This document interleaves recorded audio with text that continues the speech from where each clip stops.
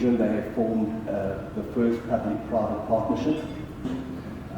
I sat personally on some of those task forces focusing on human trafficking, on wildlife trafficking, which is a big problem in Africa.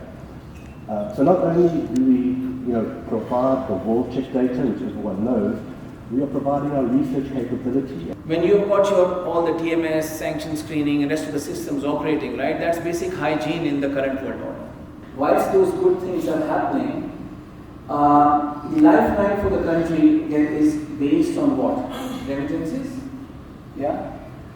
trade, exports, and this is where FX comes in heavily. So if you just go out of Karachi, a few hundred kilometers in Sakra or somewhere else, the culture of that branch could be very different to the culture which we are talking about here. Right? It's not willful blindness that they do things intentionally wrong, but for them to understand what is KYC, what is CDE, or do I have to ask this question? Oh, no, I know this person, he lives next door. So the informality of our culture is something which we get exposed to every day, right? So in this ecosystem, we do the risk-based approach. STR process more robust and more thorough. So you will be able to focus on the materiality. If we continuously revisit our processes and keep rolling them out and keep improving them, move towards the NRA and the IDA process is very important. It basically lays a roadmap for the next 2 years.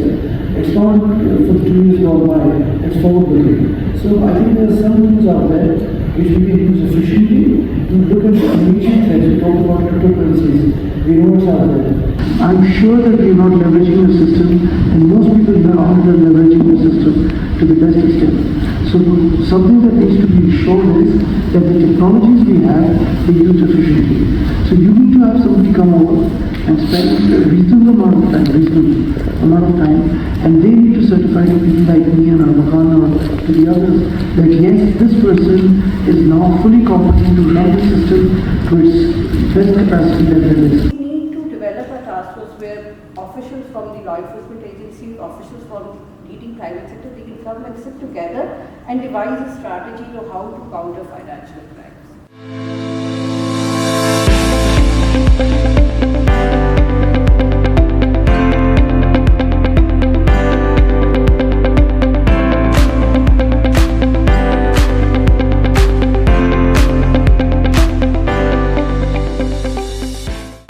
When we look at Pakistan, the challenge is even greater because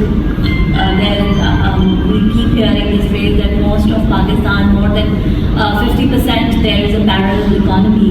There are only 60 million bank accounts, correct me if I'm wrong. There is a 260 million population out there, obviously minus the people who are below the age of 25. There's still a huge population which is not visible in the financial sector. Then of course there is the piece about bots. So where we have certain actions that an analyst would do, the bots will do it themselves. So some pre-analysis, some sending out a request for information, making sure that request for information gets tagged to an alert. So we have this level of automation in play. We have some automation on our screening stack. Right? So where the data points are available, the bot can take a decision. As far as FMU is concerned, we are actually at the forefront of the technology. I can remember way back in 2010 when FMU was in infancy stage, that even at that time we tried to capture the STRs on electronic form rather than to be on the paper-based form, and now we are getting those STRs and CTRs totally in an electronic format. Thank you LSEG, London Stock Exchange Group, for actually putting this together and having all of us on one platform. Lunch is served.